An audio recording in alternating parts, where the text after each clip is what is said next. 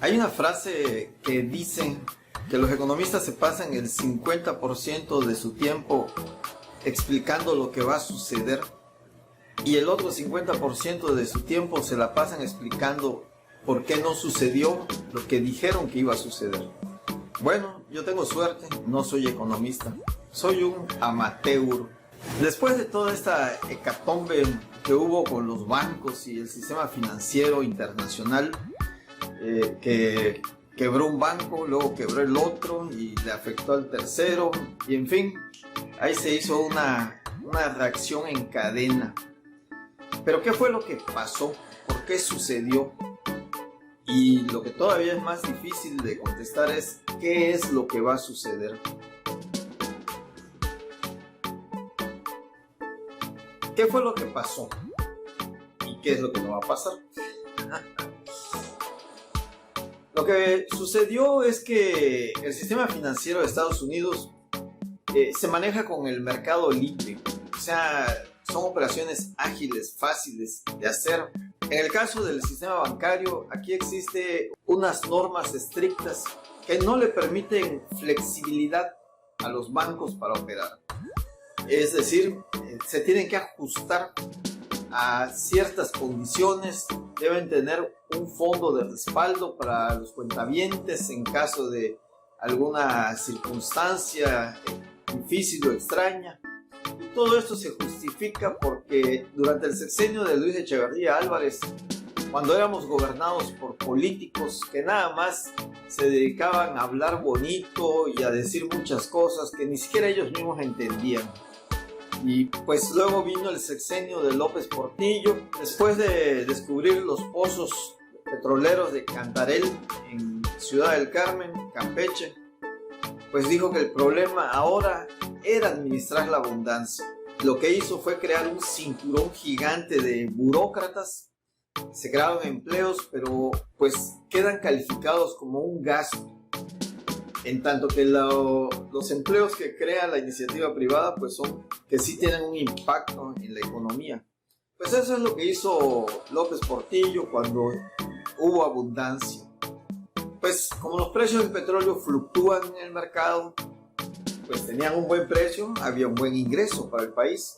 Pero cuando se desploman los precios del mercado, se va para abajo toda la economía. Nuestra economía estaba petrolizada, dependía de un solo producto y pues en este caso era el petróleo. Después de López Portillo llega Miguel de la Madrid tratando de frenar una inflación galopante y desbocada. Las cosas iban aumentando exageradamente.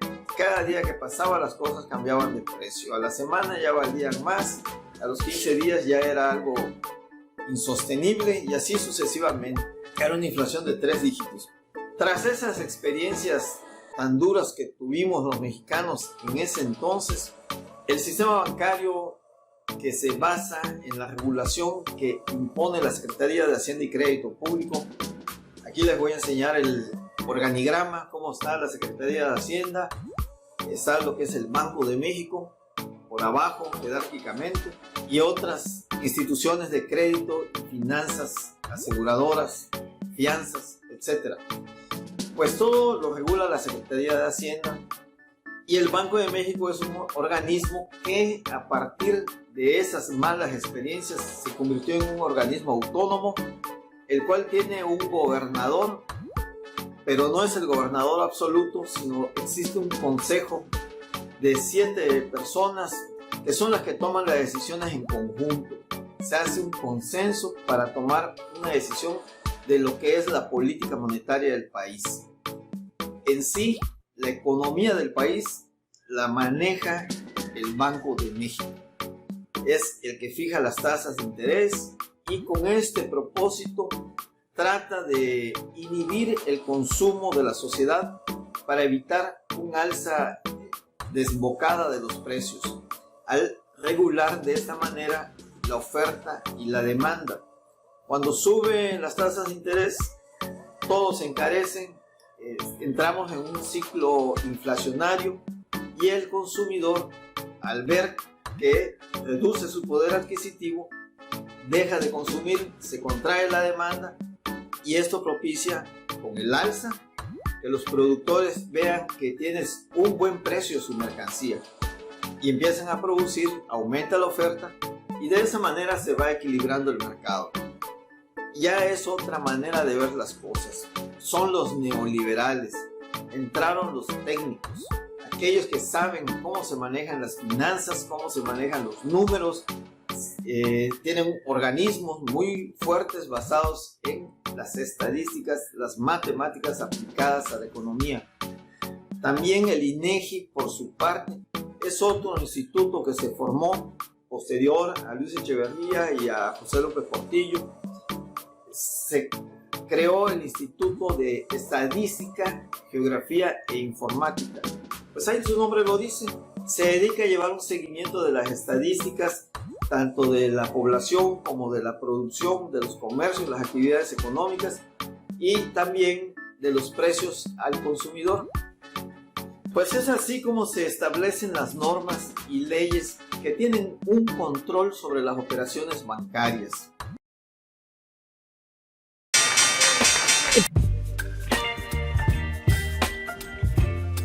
En Estados Unidos la economía es más ágil, se maneja de una manera más dinámica y en el tiempo del gobierno de Donald Trump, tanto él como un senador proponían dejar con mayor laxitud la operación del banco de Silicon Valley Bank y de Signature Bank.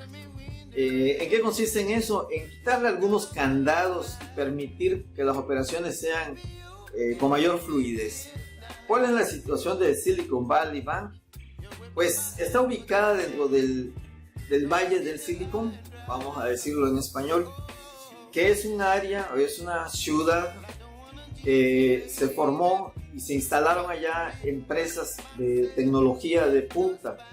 Entre ellas está Google, YouTube, Twitter, Facebook. Muchas de ellas son fábricas de microchips que sirven para el ejército de Estados Unidos y se ha vuelto un nicho de creadores y de financiadores. El Black Angel es una figura que existe allá, es un individuo que posee gran capital y pues él decide invertir en alguien que le traiga una buena idea. Por ejemplo, Facebook. Mark Zuckerberg y su compañero pues se animaron a crear una especie de álbum de fotografías para los compañeros de su escuela. Querían llevar una base de datos de las fotos de sus compañeros. En Estados Unidos es común tener el libro de fotos de lo que sucede en el año escolar. Y para los graduados pues ya se les entrega el volumen completo de toda su estadía en la escuela o en la facultad. Pues él lo quería hacer de manera digital y tuvo tal auge, tal crecimiento que pues ¿quién no tiene Facebook? Claro que los fines originales ya son diferentes. Pues esos jóvenes egresados de Harvard le plantearon a un Black Angel, a un ángel negro, le plantearon la idea de hacer esa página, ese sitio de internet que diera ese servicio, que sirviera para tener contacto entre sus compañeros, y la idea pegó. El Black Angel les apoyó para iniciar para un proyecto en el cual no hay certeza. Pues así es como operan ellos. Manejan grandes cantidades de dinero y tienen un cálculo de que por cada 10 proyectos en los que ellos invierten, les reditúa al menos uno, les reditúa suficientemente ingresos como para que valga la pena lo que invirtió en los otros proyectos, que quizás no salieron como quería o simplemente fracasaron. Pues así es como tienen calculada su inversión. Las cantidades que manejan son grandes y disponen de ellas de la noche para la mañana. Van al banco y dicen: oye, necesito $1 millón, $2 millones, tengo un flujo de capital de tanto.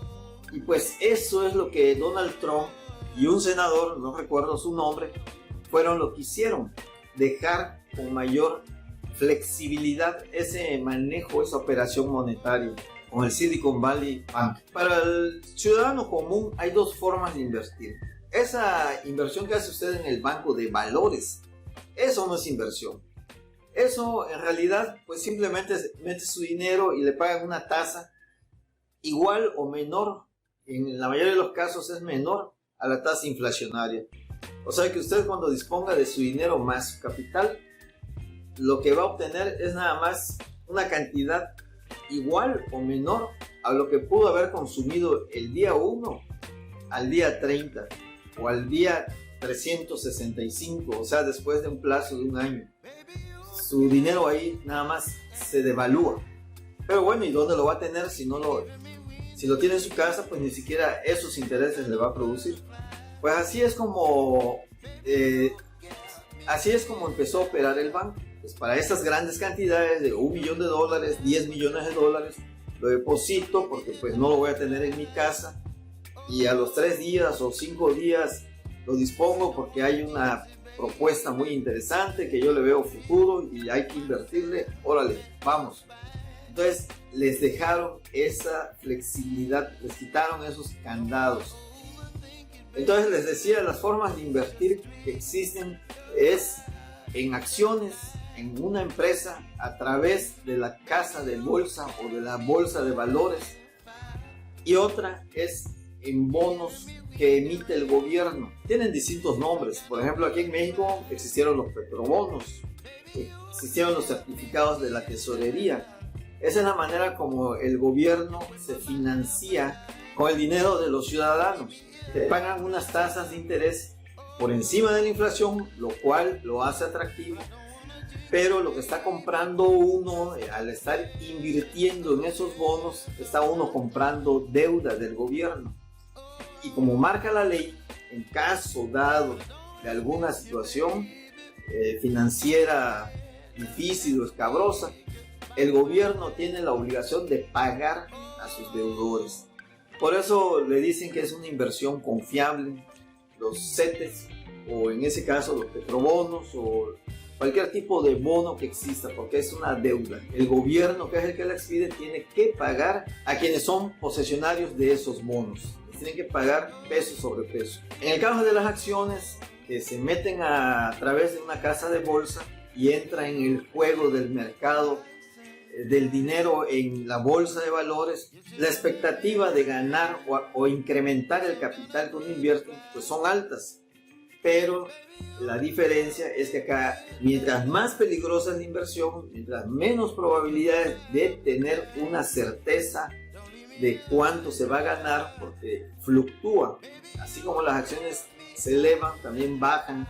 Pero si muestran una tendencia a la alza, pues, ¿qué le queda al inversionista? En un bajón, pues esperar a que luego se vuelva a levantar. Y a la larga, por decir un lapso de un año, que es lo que se acostumbra, vender las acciones y recuperar lo invertido más un diferencial bastante redituable. Existen las acciones que son aquellos que les da derecho a quien invierte a tener injerencia en la empresa, en la toma de decisiones.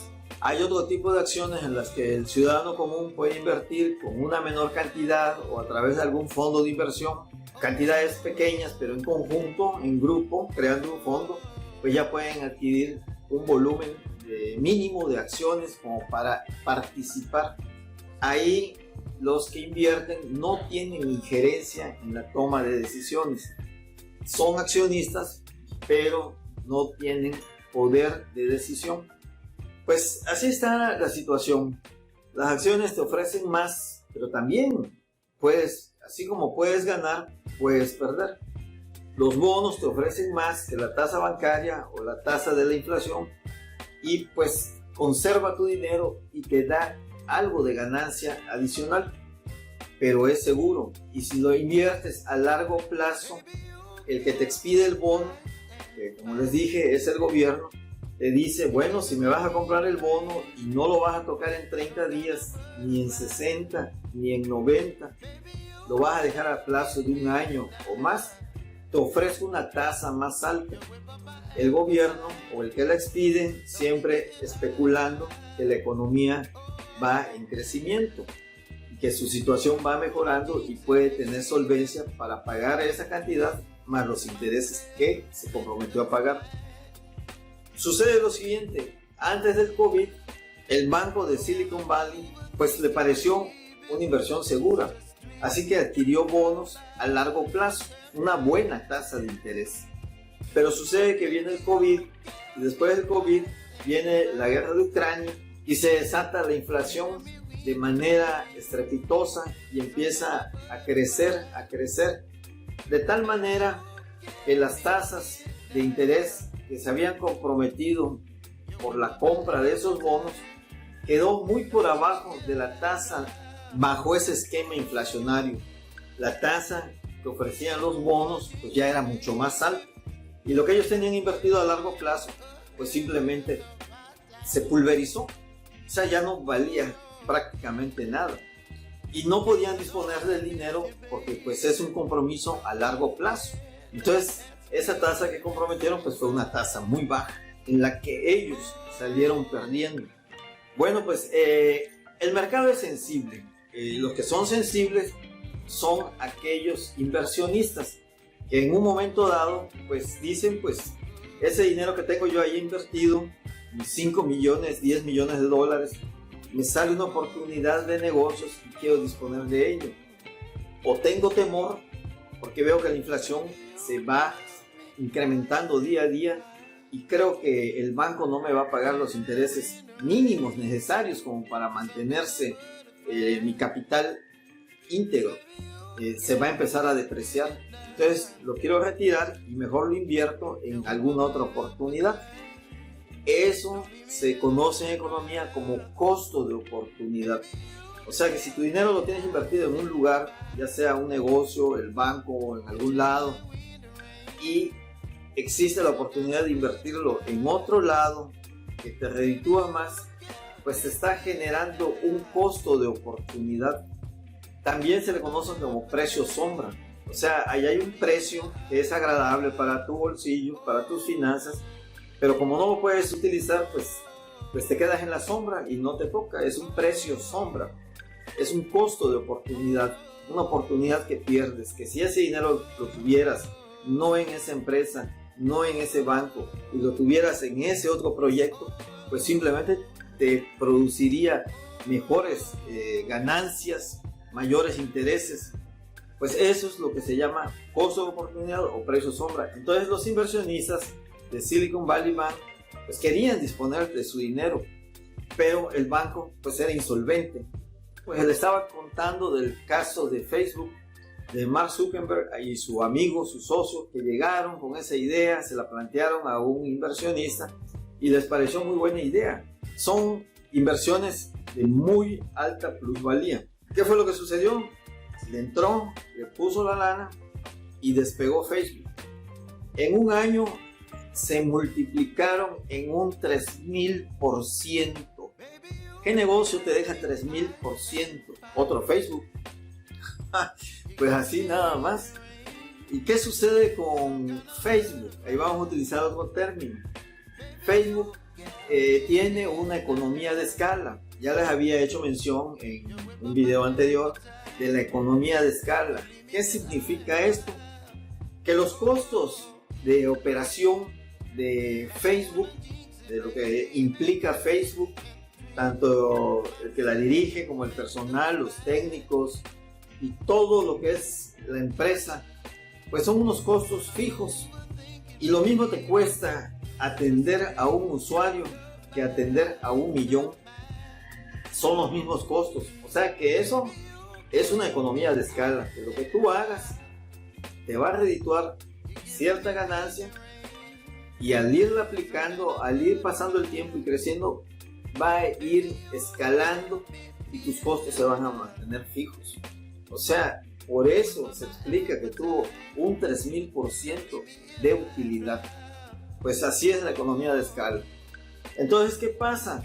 El banco Silicon Valley se ve ahorcado, la gente quiere retirar su dinero porque pues creen interesante invertirlo mejor en otro lugar y no les puede responder.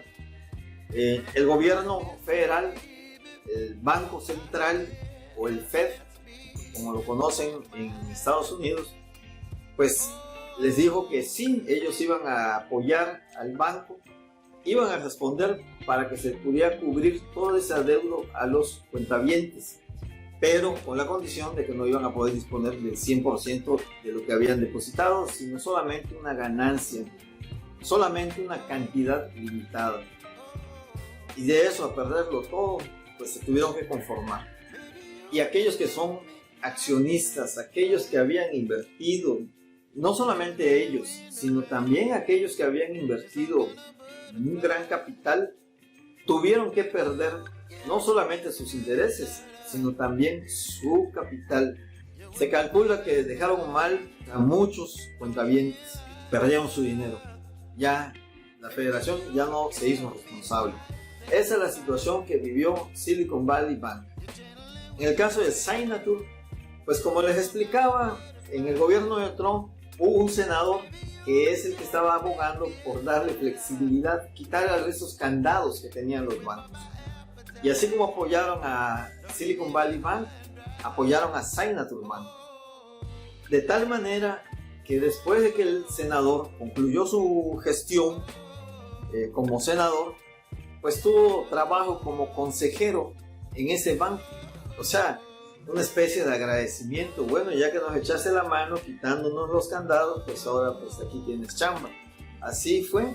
Entonces, en el caso de Signature Bank, pues ellos invirtieron no en bonos, invirtieron en Bitcoin.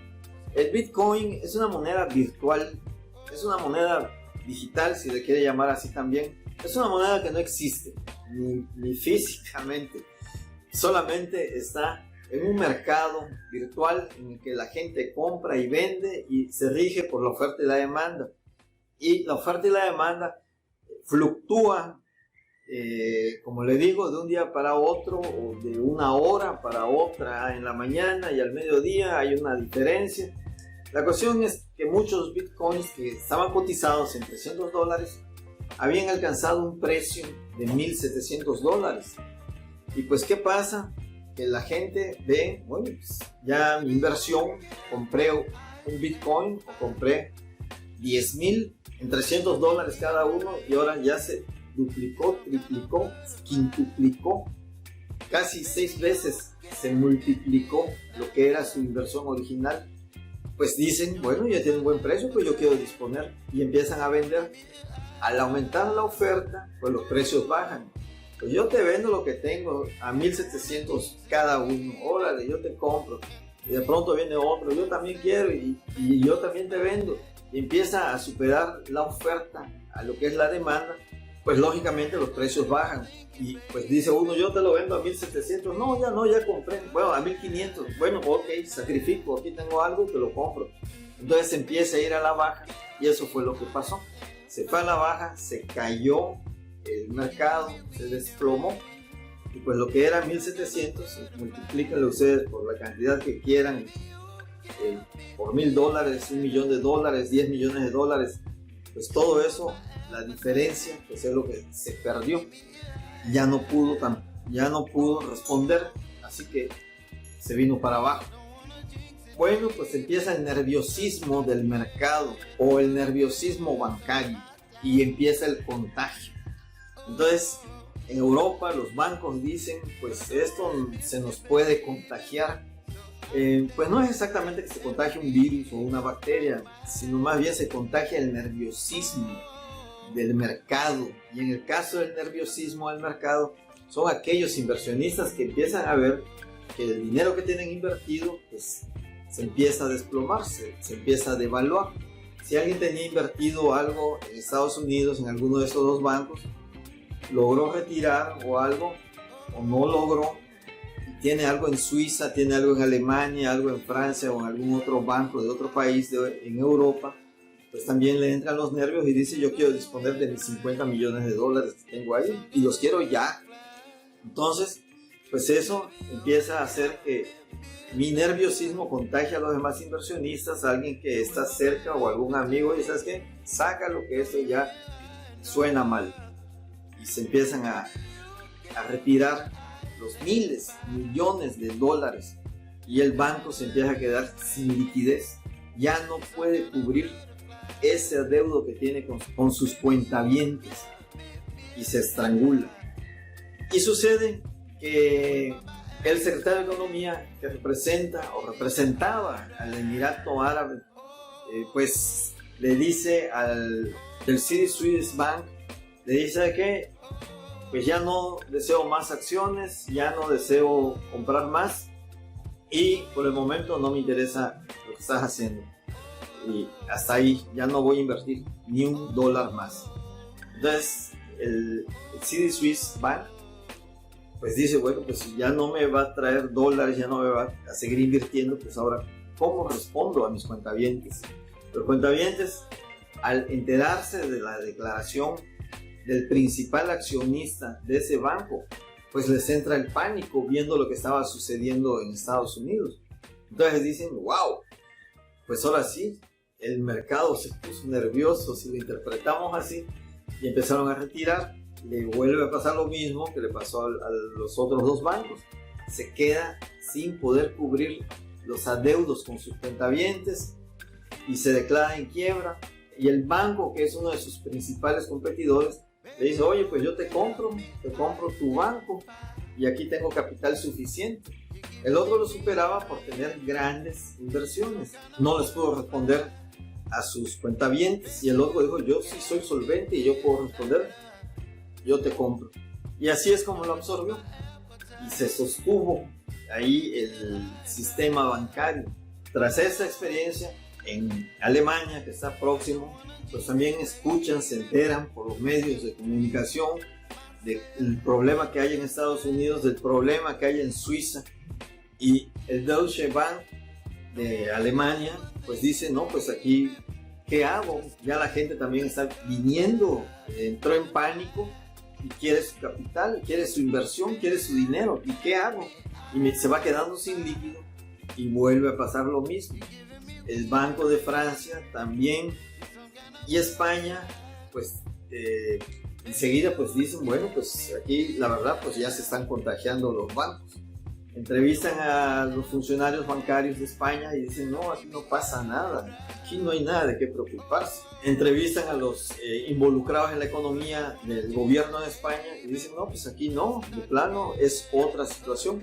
Porque ellos tienen candados, ciertos requisitos que deben de cumplir los bancos para estar incorporados dentro del sistema bancario, en el que no pueden dar más dinero, ofrecer más intereses de lo que ya tienen limitado bajo un estudio.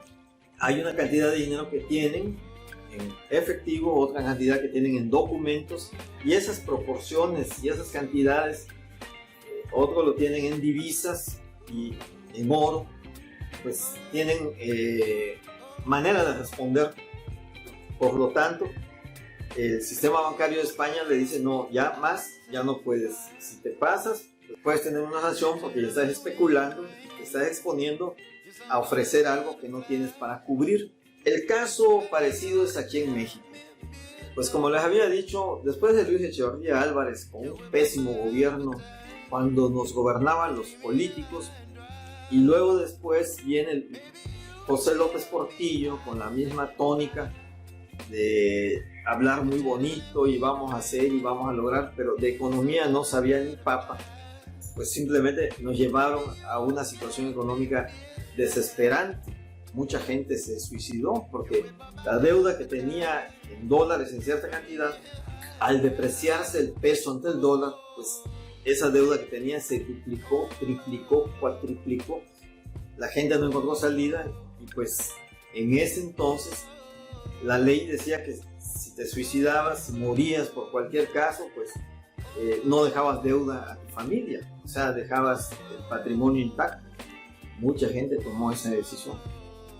Bueno, pero ya después los bancos dijeron, no, pues hombre, todo el mundo se está suicidando por una deuda, entonces hay que cambiar la ley. Modificaron la ley y ahora aquel cuentaviente que solicita un préstamo tiene un socio solidario, o sea que si se suicida o se muere por X motivo, pues el socio tiene que responder por esa deuda. Esté usted pendiente porque las cosas han cambiado y van cambiando continuamente. Bueno, posteriormente a López Portillo llega Miguel de la Madrid y tenía que contener la inflación.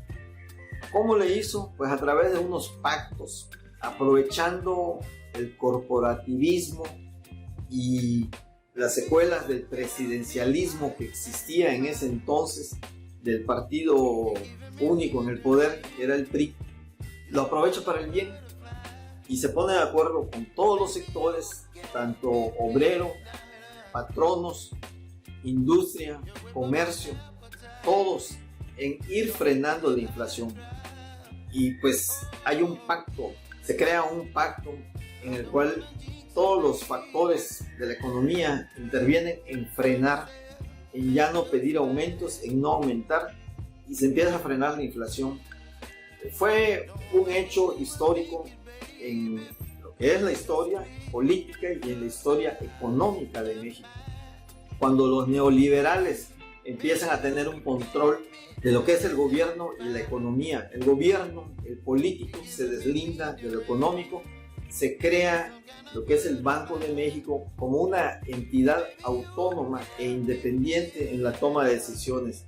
O sea, son ellos, gente con estudios de economía, matemáticas, estadísticas, muy bien preparados, como equipos interdisciplinarios que llevan un seguimiento y pueden tomar una decisión con mayor certeza. Mientras el político se dedica al quehacer político, a lo que pues ya todo el mundo sabe. Pues entonces, esas dos entidades, aparte de la división de los poderes, el poder ejecutivo, el poder legislativo, el poder judicial, pues también existía la entidad económica, que se empieza a coordinar con el Instituto Nacional de Estadística, Geografía e Informática, que es una receptora de datos que se procesan y que ofrecen resultados. Pues todo eso son cambios que se dan tras esos golpes muy duros en la economía de nuestro país. Y los neoliberales, a los que califican de neoliberales, empiezan a llevar bien, empiezan a encauzar lo que es la economía de México. Si hablamos de corrupción, ok, vamos a aceptarlo, hubo corrupción, pero si también vemos al otro polo, la Unión Soviética, en ese entonces, Unión Soviética de Repúblicas Socialistas, pues el nivel de corrupción era súper elevado, era todo lo contrario de lo que estaba pasando en México. El Estado, mientras más se agrandaba y mientras más control quería tener, mayor corrupción había. Era de los países más corruptos que había. Y pues entonces aquí sí había corrupción, pero en un mínimo en comparación a los países socialistas que supuestamente trabajan y luchan por el pueblo. Pues, y eso fue lo que los llevó al fracaso, porque entran en unas contradicciones que no les permite llevar mecanismos eficientes dentro de lo que es la economía. A mayor control, mayor corrupción. Eso fue lo que les sucedió. Y México pues empieza a encauzarse.